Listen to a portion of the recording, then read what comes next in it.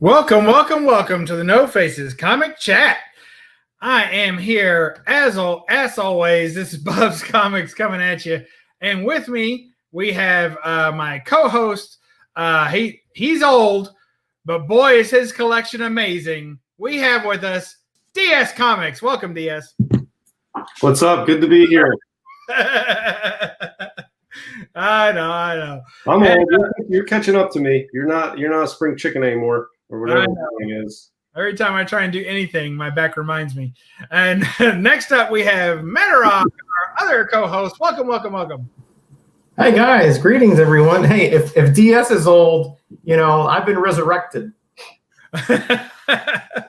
Well, Roger, I tell these young kids that you're only old until you hit 40, and then you feel young again.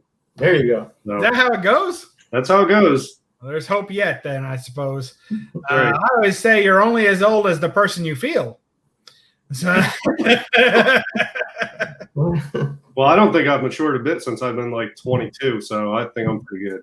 Congratulations. Thank you. And does anyone at all, and now listen, I know that it's been tough. Every now and then people are a little confused as to who we are and what this is all about.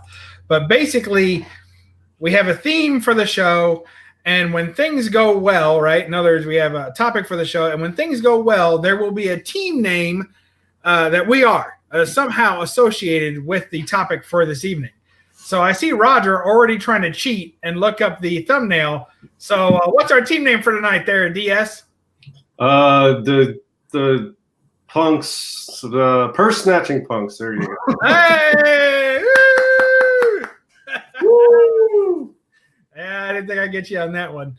Roger was cheating. I saw him. He was getting ready. Man, that was a cool clip. You like that one? Yeah, I love that. I used to love that show, man. Lou Ferrigno. Heck yeah. Classic. I've run into Lou Ferrigno a few times so there's one convention I was at. This is a long story, so I'll tell you the whole thing. I was at this convention.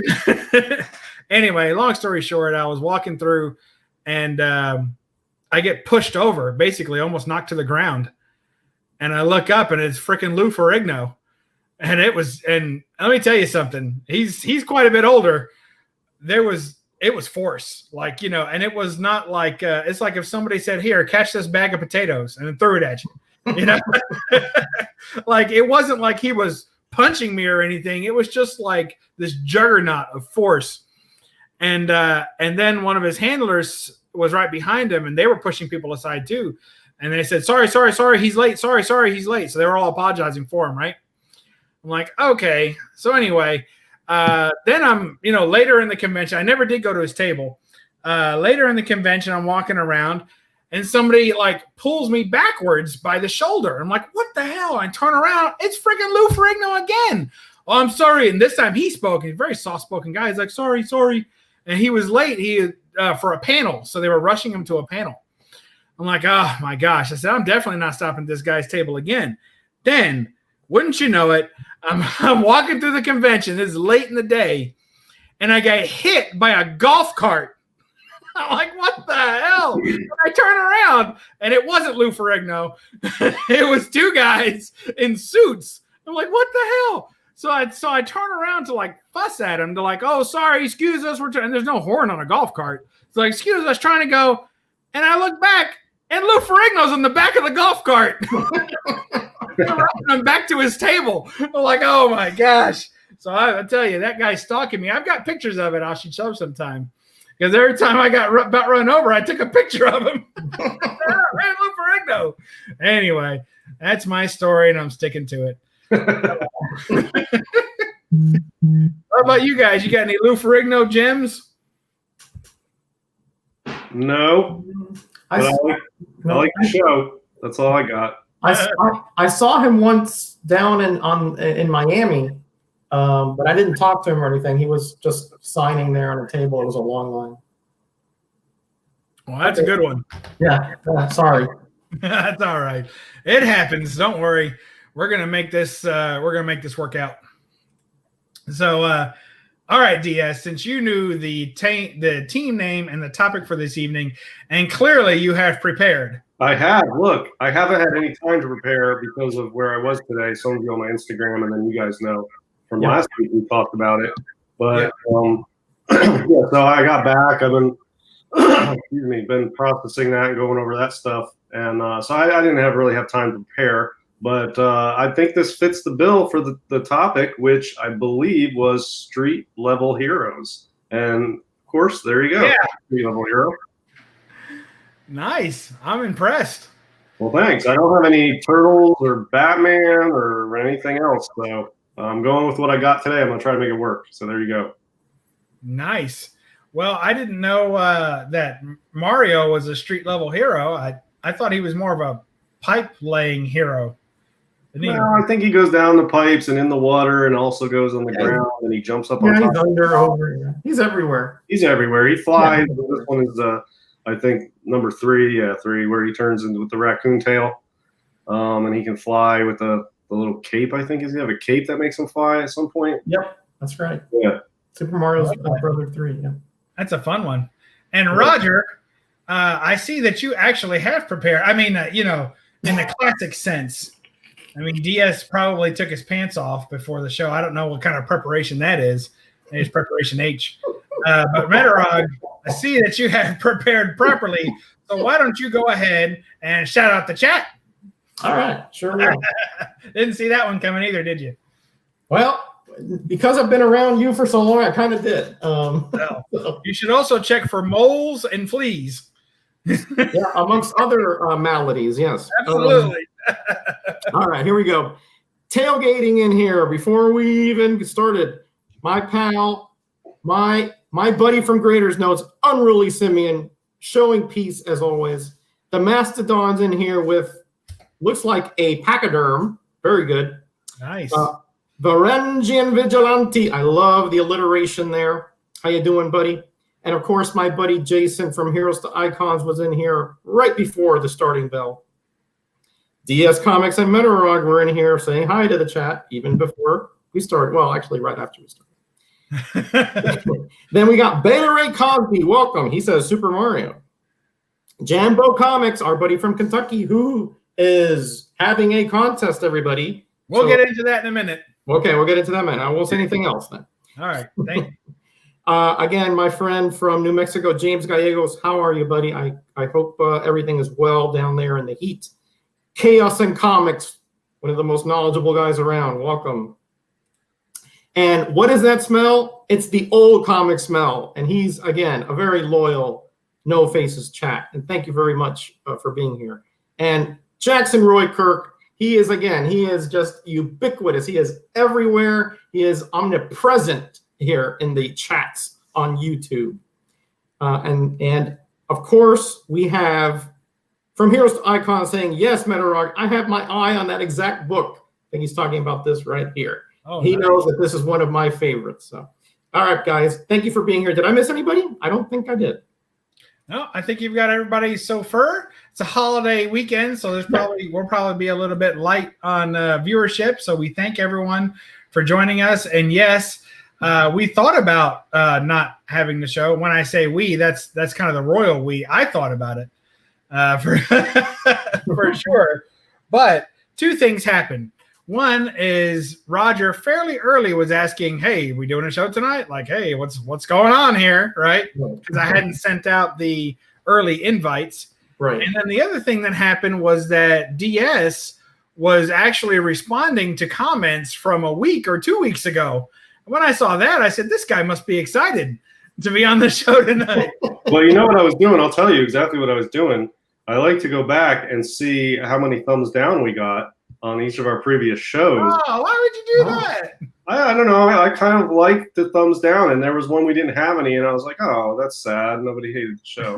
And so, but then I also look at the comments when I do that, and I saw a comment. So I do that on the Golden Guide show too, which is Tuesday nights, 10 p.m. Eastern on Comic Core. But yeah, so Golden Guys, I'll go back and see the chats or the comments, and I'll try to respond to some of those too. Also to see the thumbs down on that show. So yeah, I don't know. Yeah, it was was it a week old or was it 2 weeks old? That comment. I think it was 2 weeks old. Yeah, it was a 2 week old one. Well, I guess thank you for all your diligence and that. I'm not quite sure. Well, I guess you're welcome, sort of. I do the same thing. I don't look for the thumbs down, but I do look for the comments. Yeah. Yeah, I forget and I go back and I respond to all the comments on my stuff like Instagram, YouTube. I try to respond to the comments, but then I always forget I'm on 2 other shows on 2 other channels and I gotta go check those comments. So I do my best, but I'm not the most sociable person. You guys know me. I do my best. So Jambo Comics is since we've already halfway mentioned it once, this guy is tragically undersubbed. He's only at 200 subs. I'm going to leave a link right now to his channel.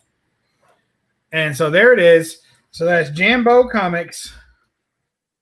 And remember that he's having this subscriber contest. I think it's 200 subs. And he may not actually be at 200 subs at this point. I think he was just a hair under or maybe a hair over. So go over there, give him a sub. That's the link to his contest video. It's a comment entry, you guys. All you got to do is put a comment in there and say, I want in and Bub sent me. That's all you got to do to enter the contest. I want in and Bub sent me. And that's it. You're in. You don't have to put the Bub part. So anyway, Roger is having a hard time there. You don't have to put the. So basically, all you have to do is go there and drop a comment on that video. I don't even mind if you go now and you can come back. I'm sure we won't be too deep into everything. So enjoy that. And thank you all for subbing up. You will not be disappointed. Jambo Comics, a fixture of multifaceted gold, silver, bronze. Doesn't do too much modern, but when he does, they're usually pretty ladies. That's the kind of collection I like to support. Do you have anything to say, Roger? Or? Go ahead, DS. I didn't know he had content, but I know he's into cool stuff from seeing the chats and interacting with them there and commenting on my videos and whatnot. I didn't know he had content. I just clicked that link. I am his 200th subscriber. Now I have to go binge watch and catch up on, and I know he's into good books already. I didn't know he had content, so thanks, Bub. And I'm number 2. I just put him at 200, so that's awesome. Oh, that is awesome. It's a party in the house. Yeah, boy.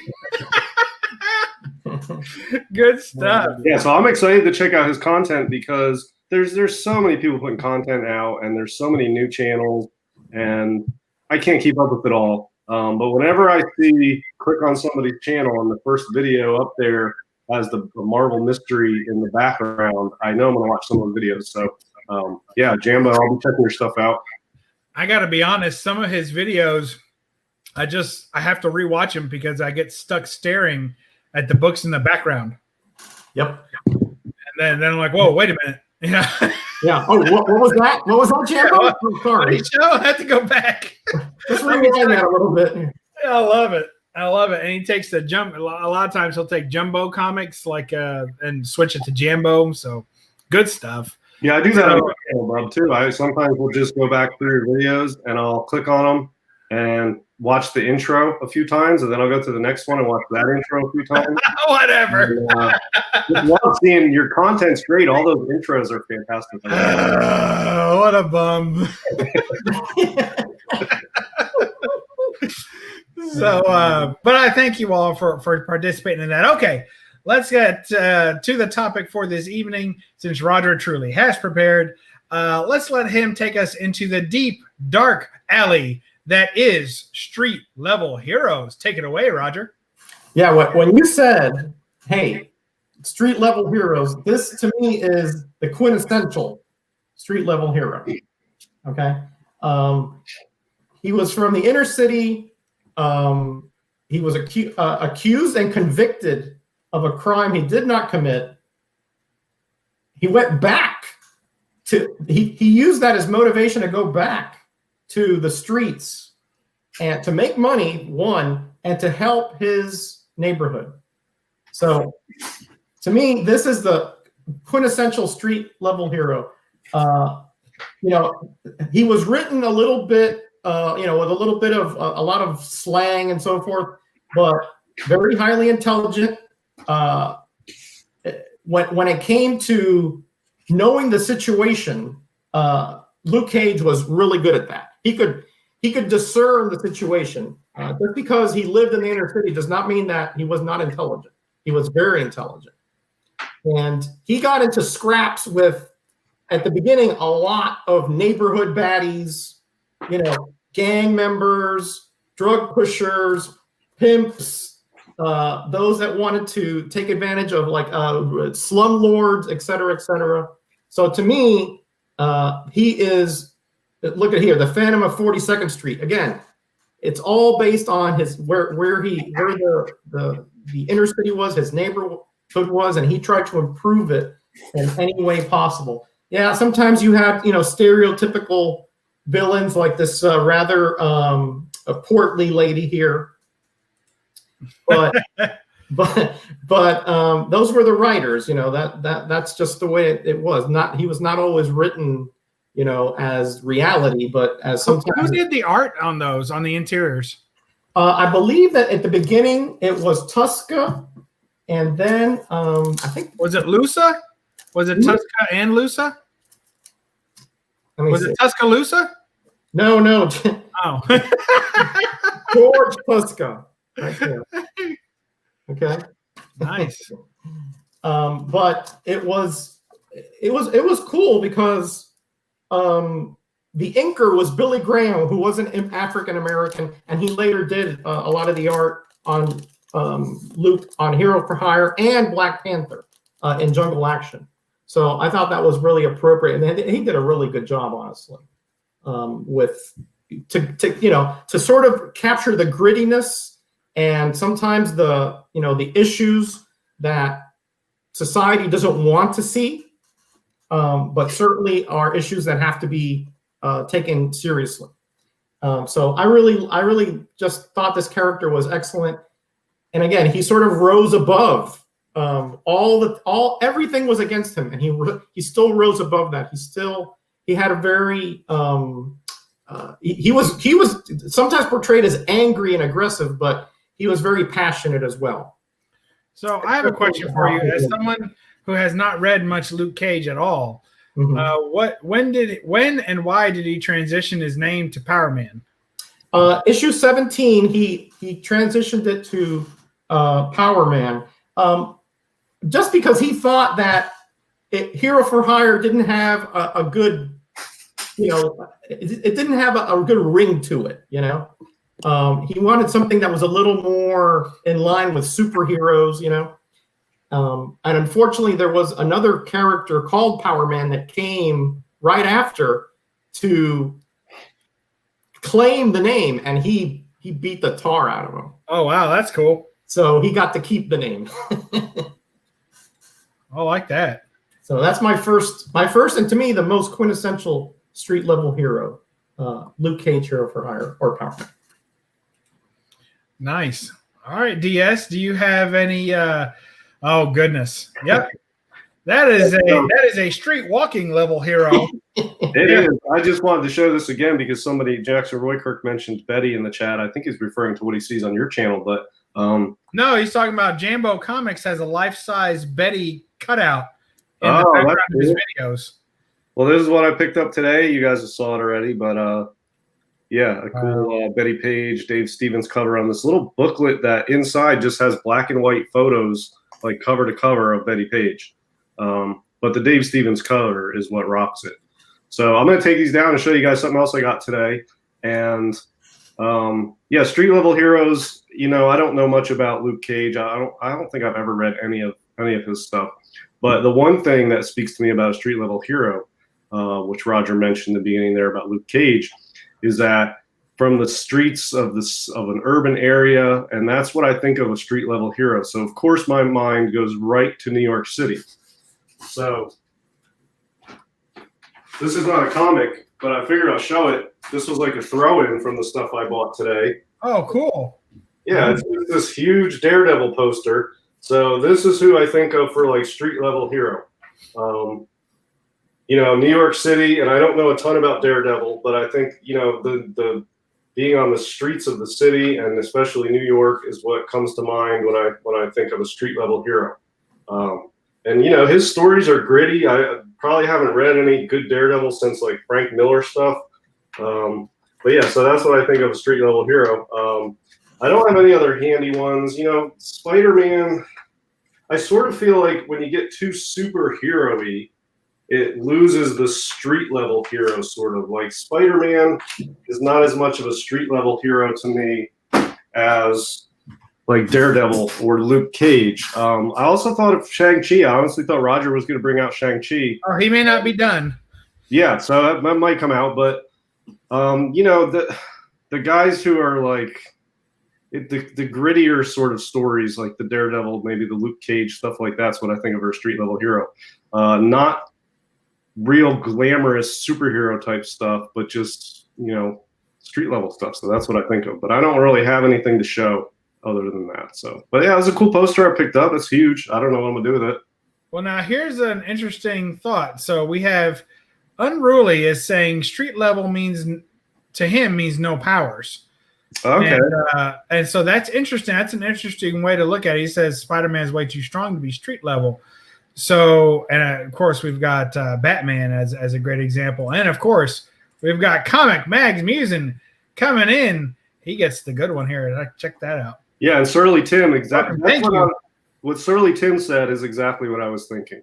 Hold on, let me get back to it. I'm stuck. Hold on. Surly Tim.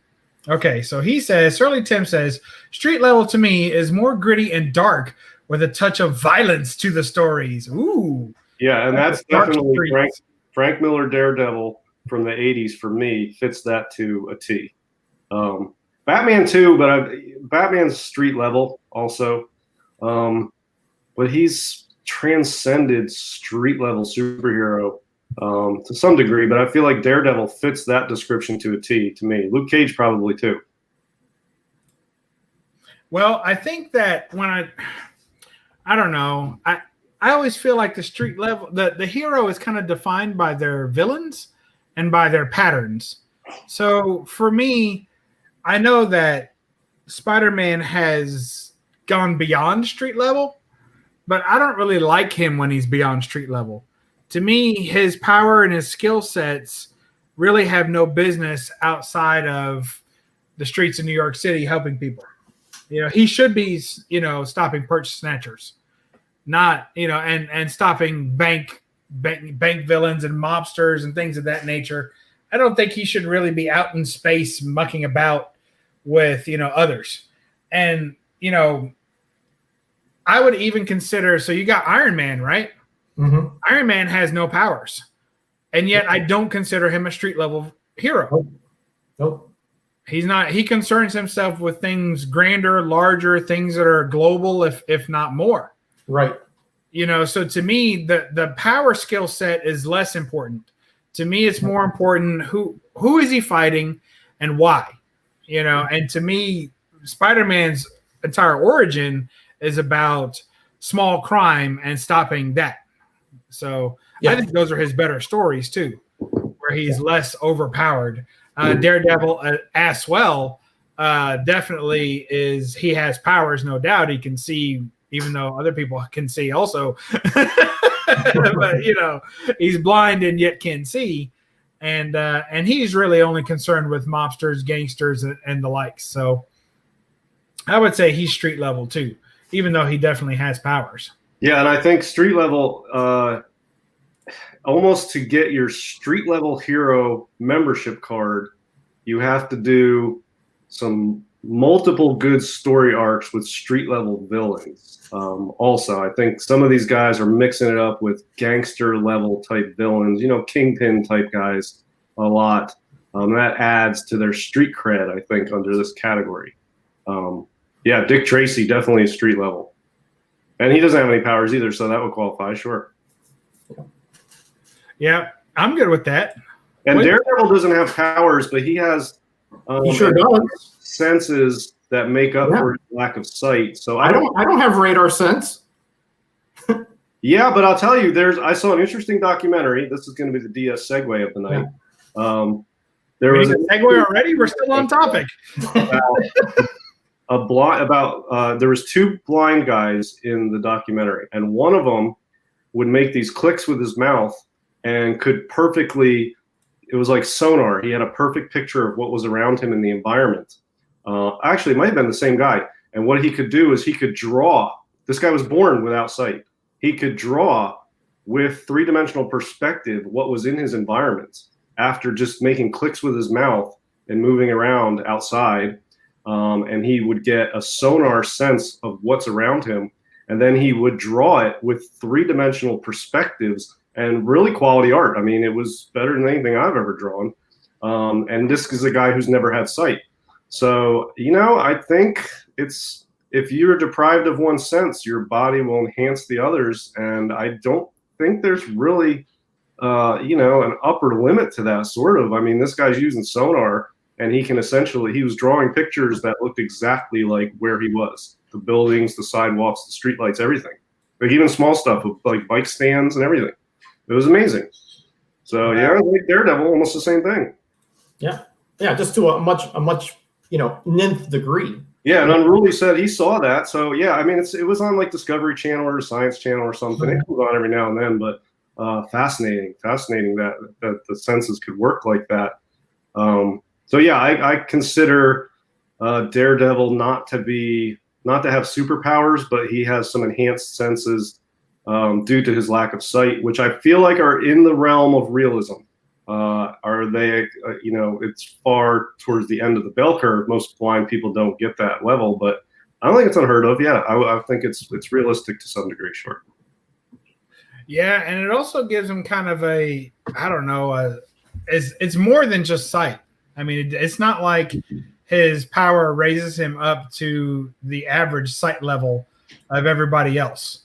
It's more than that. With kind of his sonar. I've never heard him use clicks, but kind of his sonar abilities there, it's higher, and he's also the man without fear. So it's wiped that away. So, being fearless and having, extra sensory perception or something, not the real ESP, but you know what I mean, if there is such. But I think that in turn does make him somewhat superpowered. I don't know. I feel like it's superpowered. Yeah, I mean, he's got. I guess I think it's close enough tied to realism that I don't consider him to have superpowers, but he has superhuman abilities, sort of. Not quite. It's not like Spider-Man has superpowers, but I think Daredevil has some superhuman abilities. I don't know. That's just yeah. The only thing is that you can take that to a logical, extent, right? And say super strength then is not a superpower because it's just enhanced strength. So you can say, well, Daredevil, he has an enhanced hearing, right? Like he can hear if somebody's heartbeat is fast, so they're lying, et cetera, et cetera. You can take almost anything to a certain degree. So super strength may not be a superpower because we all have strength, just not to that level. Yeah, I can see that. But it's still, I mean, okay, I'm with you. I'm just playing devil's advocate. I'm not disagreeing. I think that the one that you're dying to show there is undoubtedly a great example of superpowers there. This one? Yeah.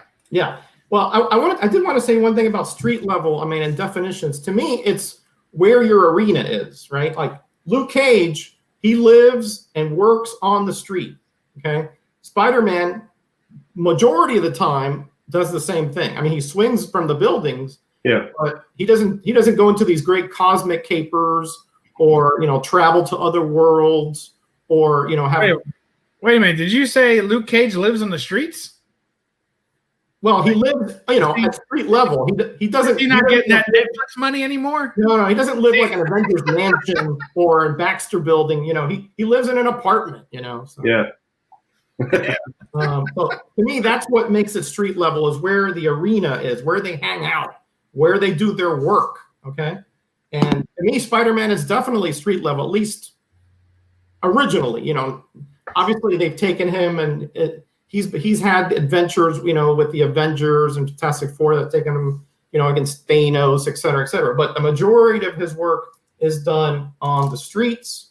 You can see here, he's taken on street level villains. They're not flying. They're not, you know, teleporting. They're not bringing in battle cruisers to, you know, to trample him, et cetera, et cetera. It's possible, you know. It's not an impossible matchup, you know. Like if he goes up against Thor, there's no contest, you know. That's it. He's toast. But he has a chance against Rhino, Scorpion, and Blacklash.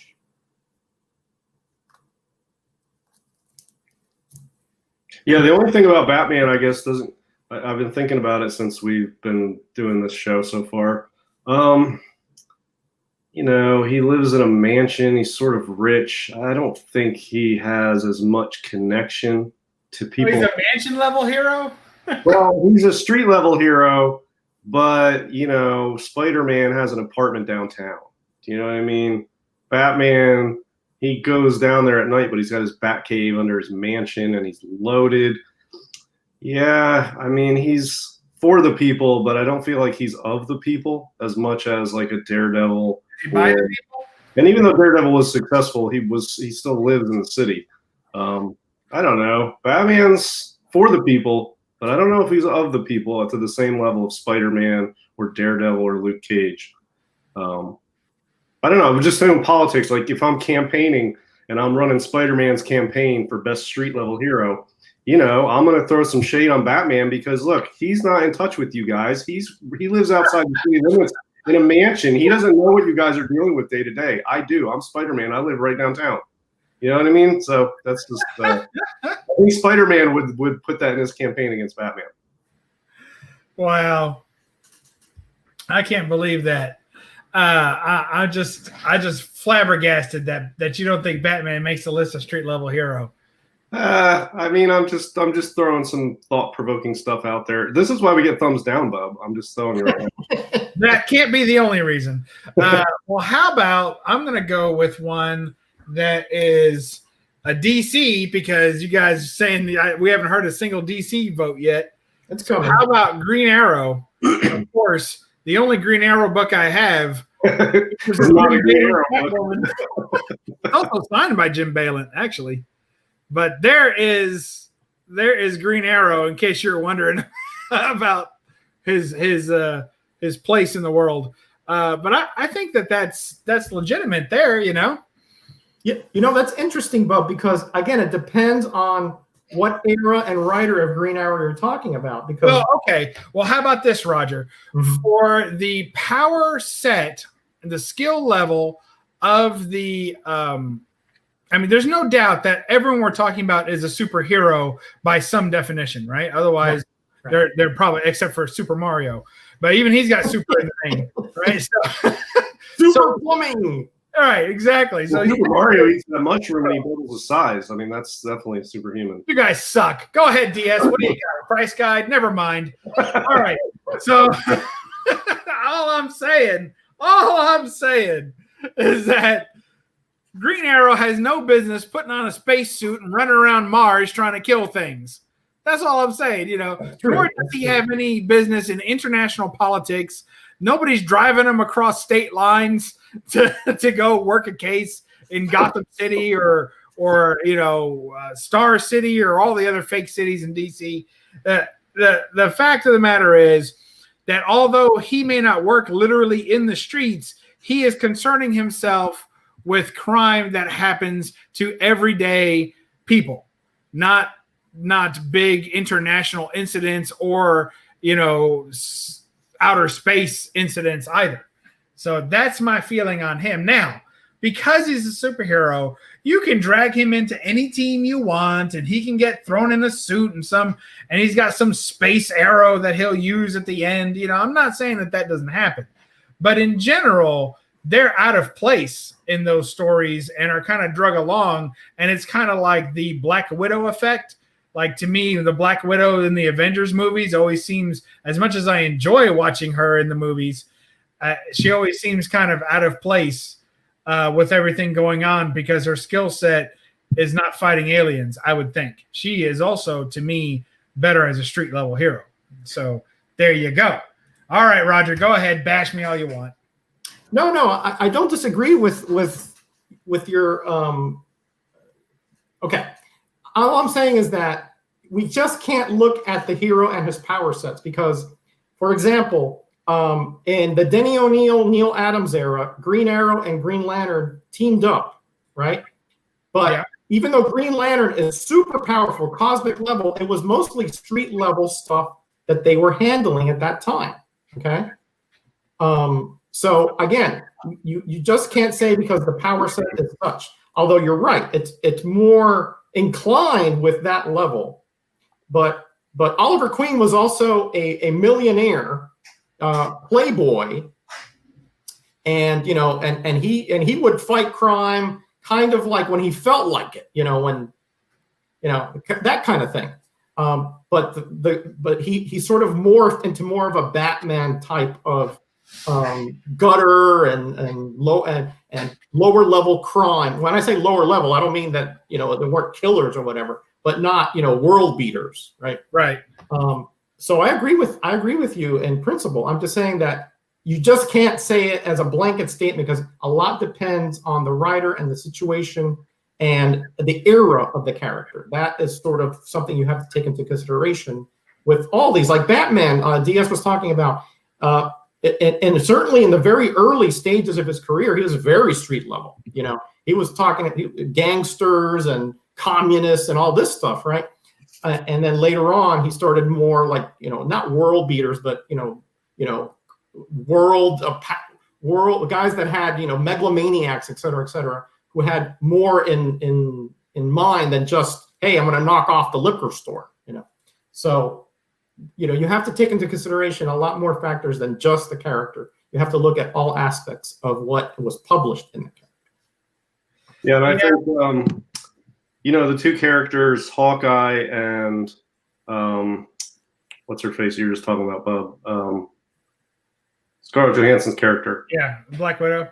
Black Widow, yeah. So, and you're referencing the movies, and they're not really necessary. Yeah, I've come to feel their necessity is sort of the link between the cosmic part and the real superheroes and like S.H.I.E.L.D. You know what I mean? Yeah. And they're sort of like the intermediary between the two. So, yeah, they're not really necessary, but I think they wanted to cast a couple other big actors, and they made it work because there's that they're more in tune with like a national defense, military type espionage, covert action type stuff, and the superheroes are like they don't, they need to be sort of reined in a little bit. And I feel like those two are like the link between the regular covert military, national security, global security type stuff, and then superheroes just going out and wreaking havoc all over the universe.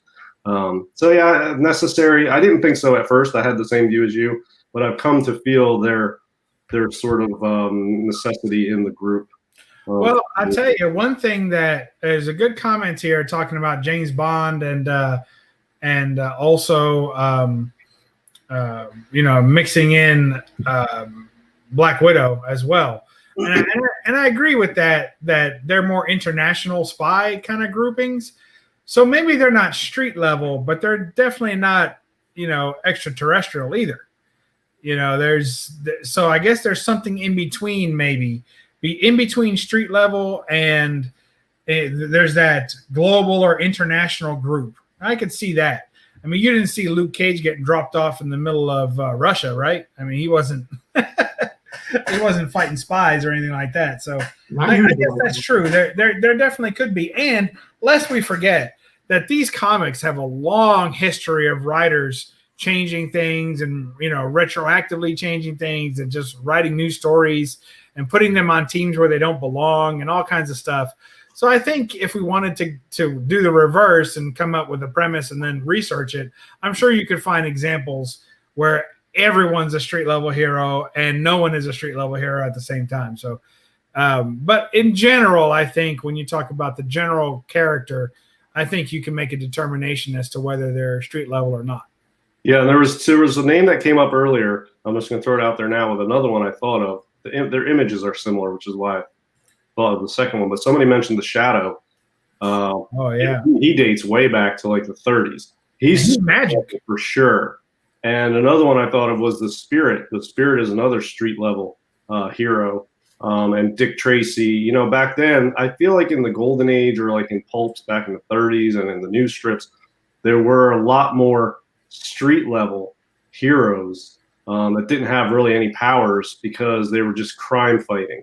And there's sort of less crime fighting. It's I feel like comics now have taken on this global or international or cosmic thing that really wasn't present so much in the 30s and the 40s, but is omnipresent now. But back then, there's some really, really good street level heroes that really all they were was good detectives with a cool backstory. And it was very good writing, and they had artists and writers that were known for being that character. They were synonymous, as opposed to now where they're bouncing around all the time. It's hard to know. Like, you think of a character, you can't doesn't necessarily come to mind who's the artist, who's the writer associated with that. It bounces around a lot now. Back then, you know, you had the certain names that were synonymous with those characters that ran for a long time. So, you know, there's a lot of great old ones, and the Shadow, the Spirit, and Dick Tracy are three of the top ones from back then for sure. I agree with that. And, you know, you're mentioning early appearances. I mean, if any of you read this, there's no extraterrestrial aliens in this world except for Superman. It's not like he's battling some major deals. I mean, the people in the car that he's crushing right there were trying to basically abduct and have nefarious ways with Lois Lane. I mean, it's not even it's nothing special. It's totally street level. You know, he's busting in on people through the wall and throwing them around and laughing at them and stuff. The early Superman is really hilarious as far as what a tough and kind of a jerk he is, throwing his weight around. And you kind of lose all of that in the Silver Age, and it gets very silly and, you know, full of other types of villains, you know. But if you go far enough back in the Golden Age, Superman's pretty much primarily concerned with street level stuff. Even though he's a obviously superhuman alien, he's pretty much it's all about just robberies and crap. So. Yeah, there wasn't. That's, you know, I mentioned this before, mostly on this chat that we do in my first career on this show before COVID kicked me out for a while. We had to rearrange. I'll be back again. Yeah, it's so good to be back. But yeah, as the frontier of human exploration advances, so too does the art in the culture.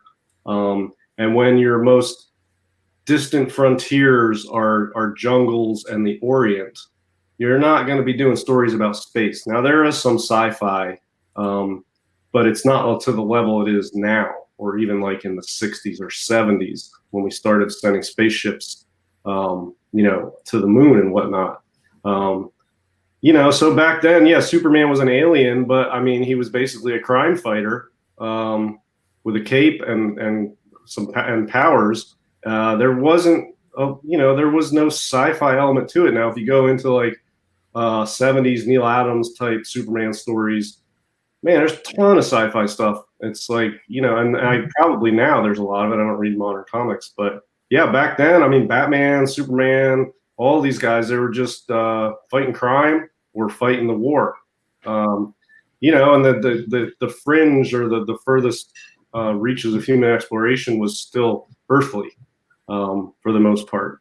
And as the frontiers expand, so too does the imagination in the art and the culture, the writing and the visual arts. And you can see that if you go back through comics are an excellent way of looking at the frontiers of human knowledge and exploration, because where those frontiers are the cutting edge, most bizarre, exotic comic book stories and art. And as we progress more, so too does that art form. And that's one of the most interesting things about comic books, the history of them to me, is looking at the comics at a particular time and seeing how they relate to where we were as far as our scientific knowledge and our frontiers of exploration. Nice. I agree. I think it definitely changes throughout the different eras of comics. There for a while, everybody in the 90s, even when everybody was wearing a spacesuit, there had all kinds of crap all over them. Even Batman was mechanized. That kind of happens too. I totally agree that the styles change, the writings change, the art changes, and that kind of changes the situations you can put these heroes in. But I'd still feel that by design, there are certain heroes that are meant to be concerned with everyday crime. For instance, if you're walking down the street, let's say anybody, any one of us or anybody in the chat, if you're walking down the street and somebody, poor Roger's walking down the street, he's having a hard day, he meant to pack his banana, he forgot his freaking banana at home. How's he going to get his potassium intake by the time he gets home? His wife's going to be livid. The banana be black by tomorrow. It was his last chance to take it. All that's going on in his mind. Somebody pushes him down and tries to take his purse or his wallet. Well, maybe it's his purse. Whatever. Somebody pushes him down and tries to take his wallet. He looks up. He's defenseless. He wished he had that banana he could have thrown in the guy's face. He doesn't have it. So he looks up, and who does he think is coming to potentially save him? Maybe Spider-Man, if he's in New York when it happens. Right? Maybe Luke Cage. Maybe there's a whole host of heroes that show up.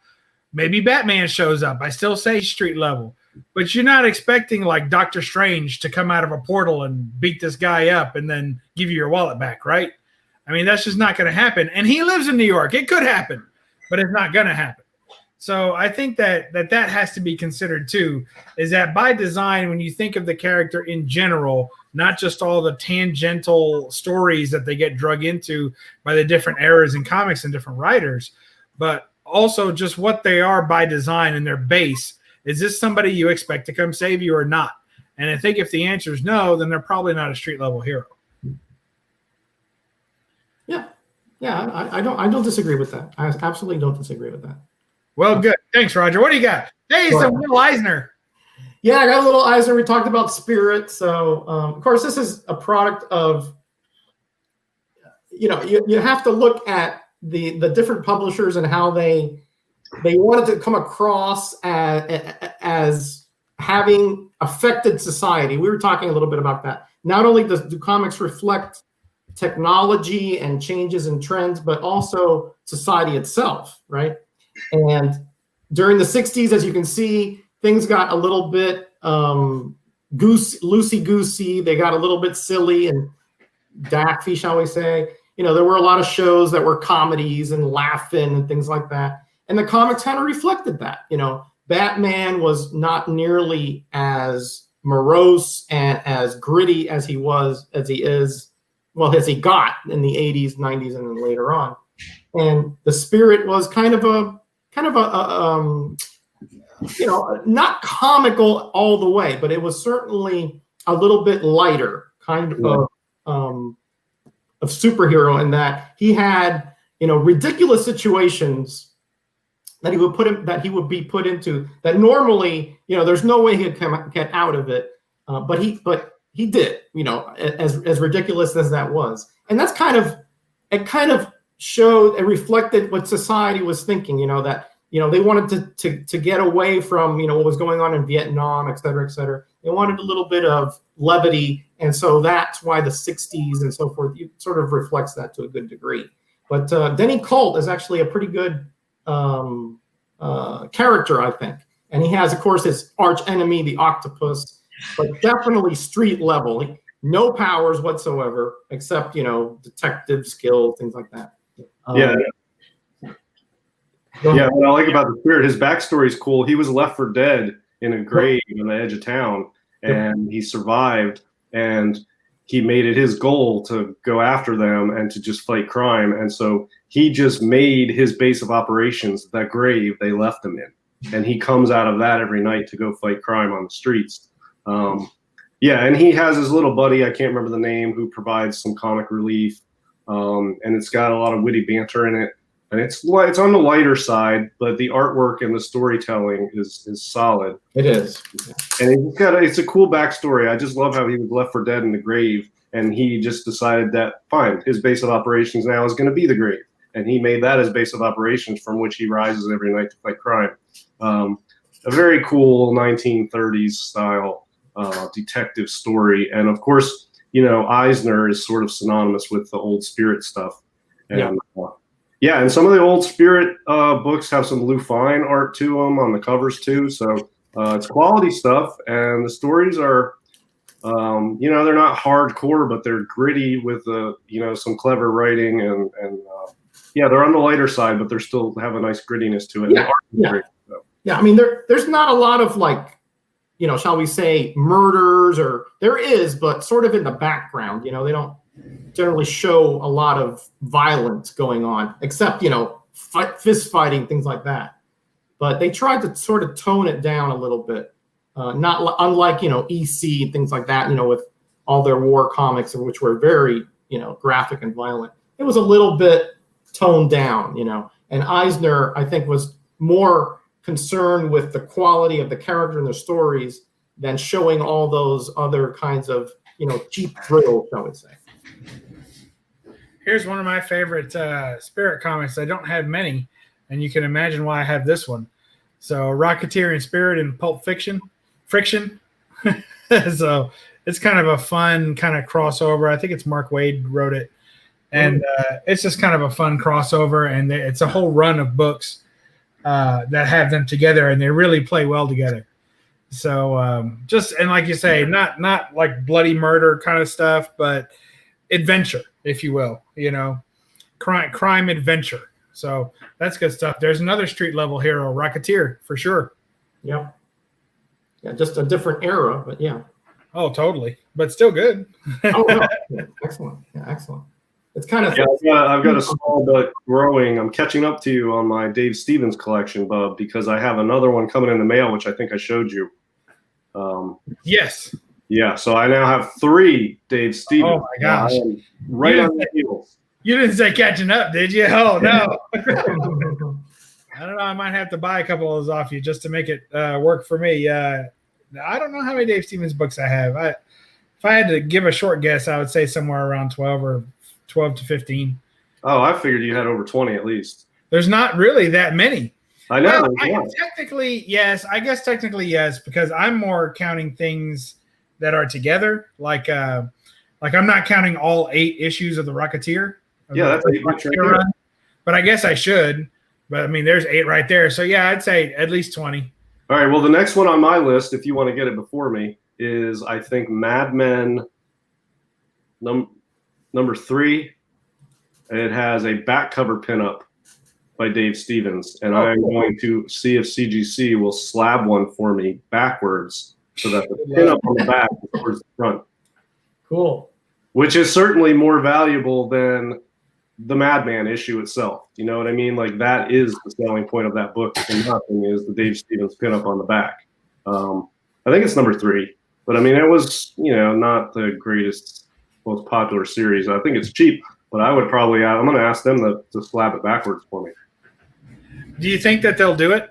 I think it's about 50-50. I'm leaning towards they will do it, because if you have a Marvel Comics Presents, that run of the series where they had them flip books, where you could flip it over and the back had its own cover with its own story and the front had its own. You can ask them to flip that and slab it the other way for you, and they will. And I think D-Runk had them do that at a con, which they initially didn't do, and he brought it back to them, and they fixed it and did it. Yeah, they messed it up with on-site grading. They didn't do it the way he asked, and so he took it back to him, and they got it fixed. Yeah, so I think they'll do it. I mean, I don't think they'll just do it with any book, but I think if there's a legit reason, and I think a back cover pinup by Dave Stevens on a Madman 3 comics, Madman 3, would certainly be a good reason to do it. So I don't know. I'm hopeful they will, and I'm going to try it. Yeah, I mean, it can't hurt. Somebody by request, Jambo wanted to see this Dave Stevens Siggy. And there it is. Soon to be going to CBCS for authentication. even though it's got the COA and all that from Lone Star, so I trust that. But yeah, that's going to be going off to CBCS for a yellow label, so I'm looking forward to that. Just waiting. Tomorrow, a few of us are meeting up for the signing, Clayton Crane signing in Kentucky. So, Cool. when we do that, I'll have a few more books to send in with that submission. So that's all. That's the only reason why this book's still here. Is just waiting for a couple more books to show up signed, and then I'll send them all in together. Look at Chaos. What a bum. It's tough. There's Huntress. Somebody keeps asking for that. Yeah. I that's definitely a street level character. Well, she's definitely she's in the street, guys. In the streets, yeah. I mean, it doesn't get any more. Well, technically, she must have hit this guy from above one of the fire escapes. And then he's about to fall to the street. But so far, everybody else definitely street level. So yeah. DC Comics aren't just for kids. That's what it says. Those are some long legs. That's almost J. Scott Campbell-esque. Look at that.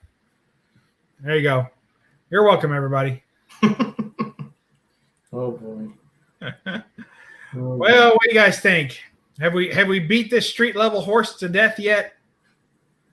Yeah, I don't have a ton of information on street level heroes because my taste in comics has always been more cosmic and sci-fi related. My favorite character would be Thor, if we're going to go into the superhero stuff.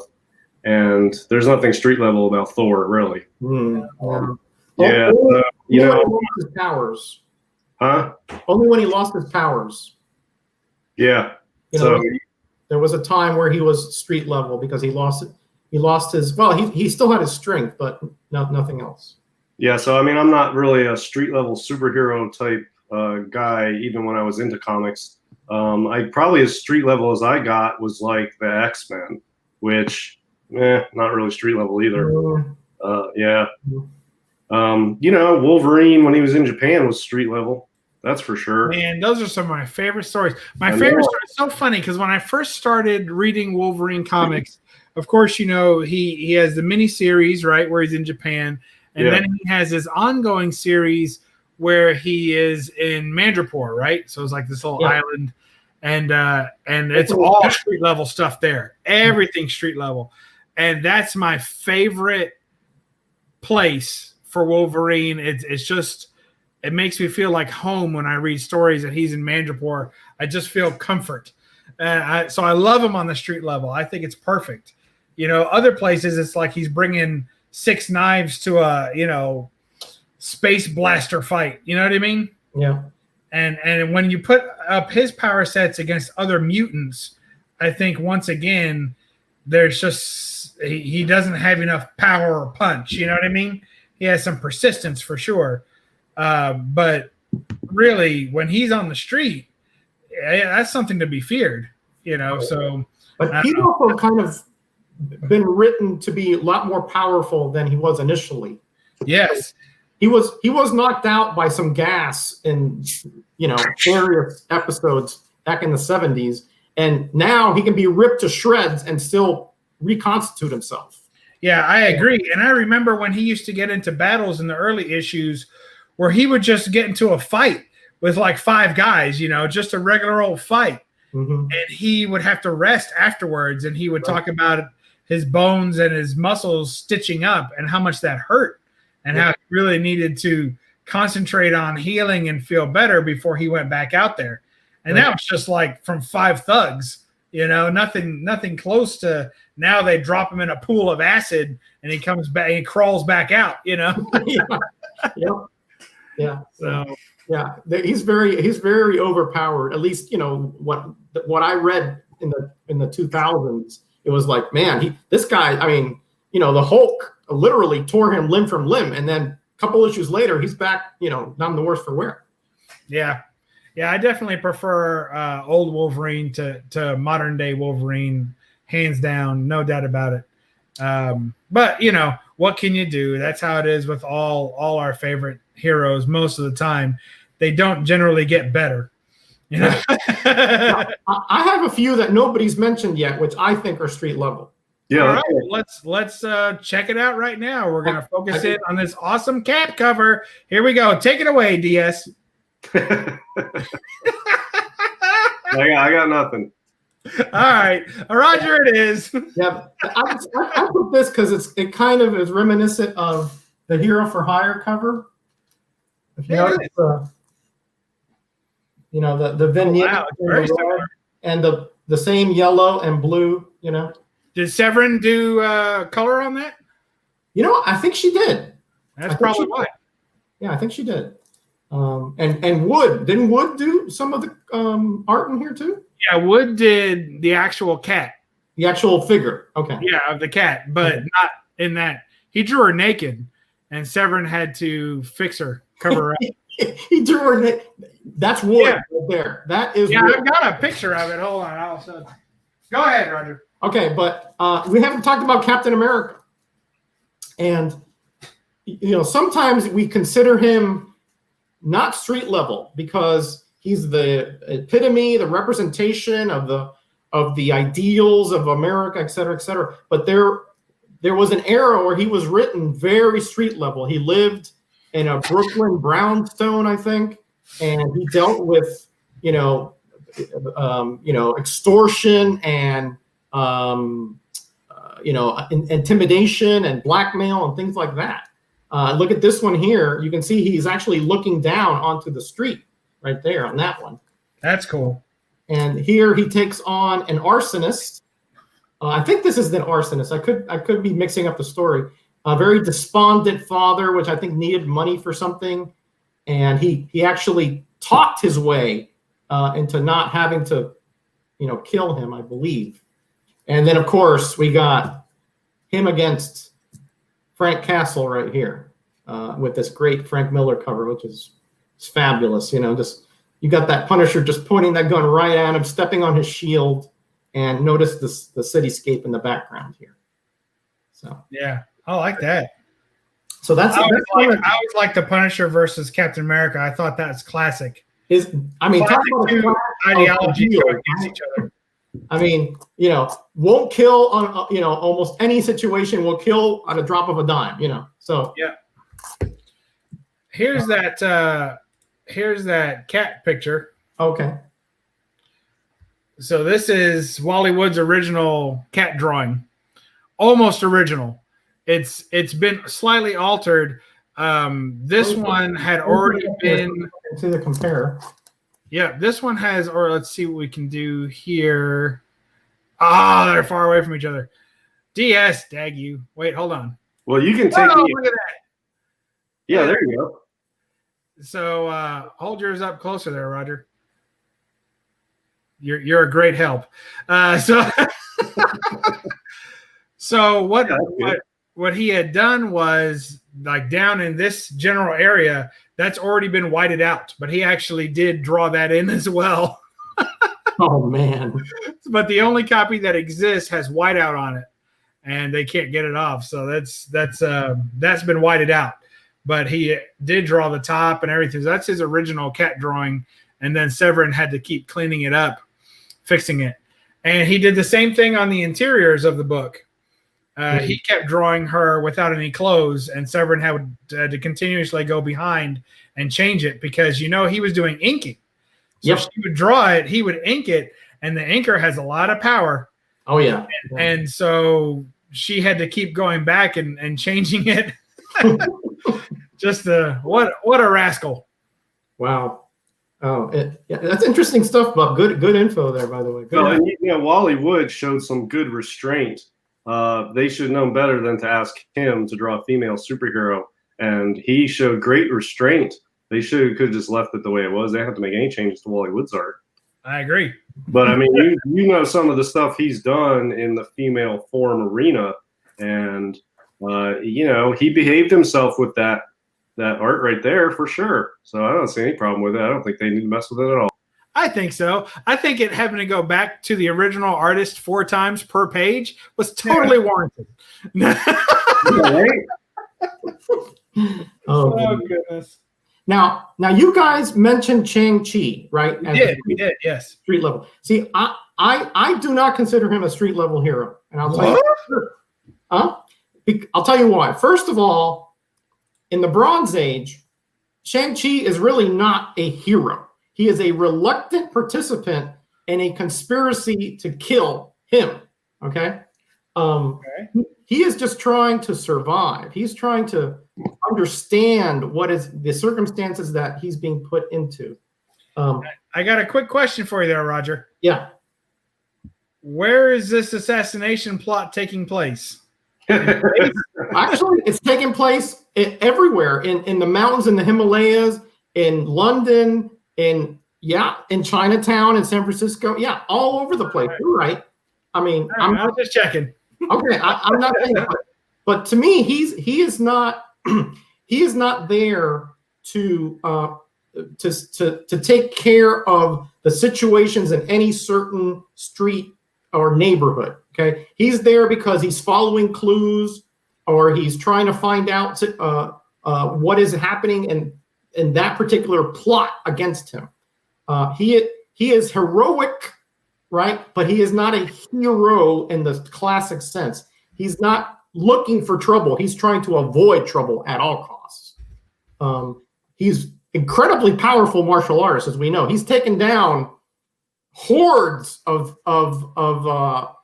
thugs and even superpowered or semi-powered villains, but he is not. He just wants to be left alone, and he's not. He's constantly being harassed, constantly being followed, and essentially he wants to put Fu Manchu on a commission so that he can live his life. And at the end of his story in the Bronze Age, he gets that. He leaves and he becomes a fisherman. He doesn't join the Avengers or anything like that. He goes to the peaceful existence that he wants. Now, later on, they gave him like powers and he's part of the Avengers. That's not the Shang-Chi that I know. That's a whole different character. Fair enough. I can see that. Well, I didn't say Shang-Chi was a street level hero. And so when you say you guys mentioned it, I think we know who mentioned it. Thanks for giving us the right finger there. I really do appreciate that. Yeah, that's a good one. Thank you, sir. Oh, goodness. Well, guys, as I said 40 minutes ago, I think we've beat this street level horse to death. But I want to thank you both for being here to help me do such. Nothing like beating an old horse. DS, what have you got coming up on your fine channel and or the fine channel of others of which you grace their screens? Well, on my channel, I have nothing coming up. Well, I appreciate your coming by here. Roger, oh, sorry. Go ahead. Yeah, so I mean, I have stuff. I'm behind. This whole table is filled with stacks of books that I need to get pressed and get processed. A bunch of them sent in CGC. So I've got stuff to do here to hustle to sort of afford my next Golden Age books whenever they come. But I probably will have an unboxing or a haul video, so to speak, because I picked up some cool stuff that's on the way. Probably 5 slabs, actually. Did I buy 5 slabs? I bought 5 slabs in the last week. I guess I did buy a lot. So I'll have a haul video of those when they come in. I'll just do one video. And then, yeah, Tuesday night, 10 p.m. Eastern, Comic Core channel, Golden Guys, where we talk about Golden Age comics. And that's about it. But, yeah, stay tuned for the haul video. All that stuff should be here this week. And then I'll do a haul video showing off those slabs. They're all good. They're all top quality. And there's a little bit of everything. You'll be surprised. There's a modern, there's a Silver Age, there's Golden Age. So it should be, actually, there's only one Golden Age, 1 Silver Age, and the rest are moderns, believe it or not. So it's going to be a weird haul for me, but yeah, it's good stuff. Oh, looking forward to that. That sounds fantastic. If you want to send me the raw video and I'll edit it for you with a snazzy intro. Yeah, I'll get back to you on that. I don't know if that's a style. That would be, Roger can correct me on the word usage here, but I think that would be antithetical to my channel. Yeah, I agree with that. Yeah, we certainly would. Well, we don't want to be antipathetic to your channel, I'm sure. we don't want to run off your few subscribers there. All right, Roger, what do you got going on here? Oh, man. Oh, by the way, Tat, yeah, we discussed Daredevil way at the beginning of the chat, so you may want to see the rewind. We did talk to him, and there was some controversy about whether or not he's super powered or not. Okay. Anyway, so yeah, the usual stuff. Yesterday I was on Night Tiger's 1,000 subscriber celebration. We had a trivia thing, and it was a great time. And we gave away prizes and the whole bit. So if you have a chance, go see that and support Night Tiger. I'm going to put some kind of video tomorrow. I don't remember now what I have planned. But it'll be something obscure and something you probably never would ask for. So if that interests you, go see my video tomorrow. And of course, I have the roundup on Thursday. I'm going on a short vacation with my wife on Friday, as it's my 27th wedding anniversary. But I'll be back next Monday for the chat. Wow. Nice. I just had my anniversary yesterday. Oh, congratulations. My wife. So yes, congratulations on 27 years of just fooling that woman. Clearly. Absolutely. Clearly bamboozling your way through 27 years of happiness. That's amazing. Normally I tend to disagree with your conclusions, but in this one you hit it right on the head. Well, I don't have too much going on my channel. I've slowed down on buying books lately because I've expanded my hobbies so much. I've got comics, guns, and now music. So and video games and now music. So my hobbies keep expanding. So my time and more importantly, my money per hobby is shrinking. So I have to kind of, spread it around. So anyway, what I've been working on here lately is taking up some extra cash and time. But tomorrow I'll be going to the store, to the shop, and getting the signatures from Clayton Crane.